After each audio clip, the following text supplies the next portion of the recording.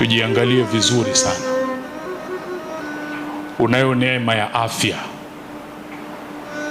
Mwenyezi Mungu haanzi kubadilisha neema aliyokupa mpaka wewe uanze kubadilisha yaliyo katika nafsi yako.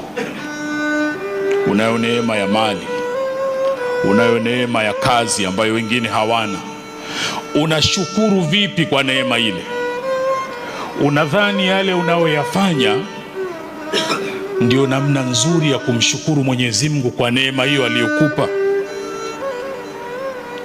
Vinginevyo usisahau kanuni hii ambayo Mwenyezi Mungu huchukua baada ya kutoa, kama anavyotuambia pahala pengine katika suratul Ra'd aya ya 11, anasema inna Allaha la yughayyiru ma biqaumin, Mwenyezi Mungu habadilishi hali nzuri zilizo kwa watu hata yughayyiru ma bi anfusihim, mpaka wao wabadilishe kwanza yaliyo katika nafsi zao.